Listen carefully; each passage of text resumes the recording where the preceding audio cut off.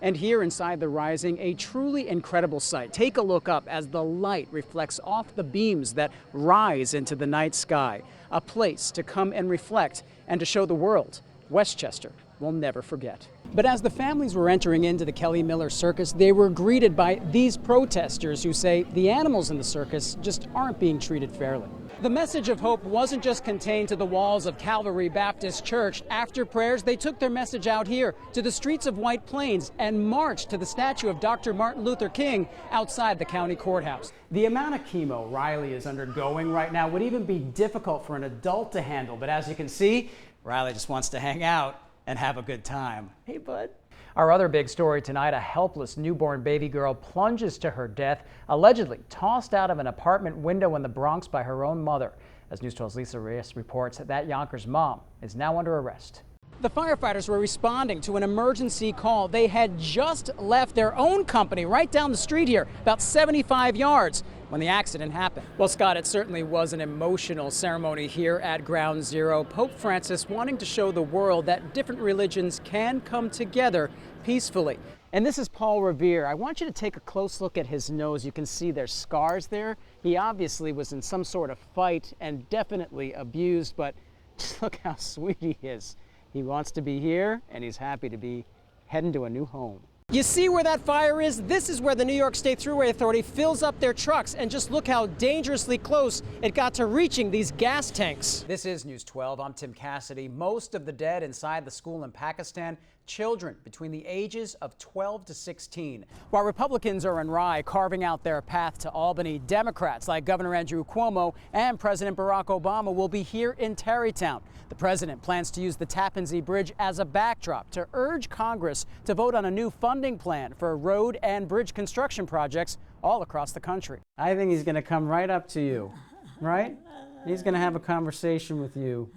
Sister Noelle Devine can't speak, but you can see the excitement in her face. She just got her ticket to sit in the front row at St. Patrick's Cathedral Thursday, where Pope Francis will lead a prayer service. What did you think when you heard that you're going to go and see Pope Francis? She jots her response down on this board. Overwhelmed with joy and wonder. Sister Noelle had been praying that Pope Francis would actually visit her here in Ossining, and even though she's now headed down to St. Pat's to visit him, she still considers that a prayer answered. Sister Noelle, part of the Mary Knoll Sisters Seminary in Ossining, considers it a miracle. She even took her prayers to Facebook, where it received thousands of shares. I asked her what she will do if the Pope comes over to her. I would hug him and thank him for the joy he has given. Will you bring your board with you? And what message would you write to the Pope? Keep your light shining in the dark of our world. That's a very nice message to the Pope. Sister Noelle believes Pope Francis will lift everyone higher during his New York City visit. And as far as having a front row seat to it all, I am on cloud 9 and hope to never come down. In Ossining, Tim Cassidy, News 12. And Janine, what a wild ride it was, and it all ended right here when that driver ended up crashing into a parked car. But what I want to show you is where this journey began, way up at the top of Elm Street. It's a ride the driver says she never thought she was going to live through. I really thought I was going to die. I was so scared. I was so scared. Katie Hackett is the woman who was behind the wheel of this Jeep during a wild ride down an ice-covered Elm Street in Yonkers Sunday morning. I didn't think I was going to make it. I really didn't. I just prayed and said, oh, please help me. She lost all control. And then I ended up sideways, so I said, oh, please don't let it flip over. A neighbor captured the harrowing experience on tape from their window.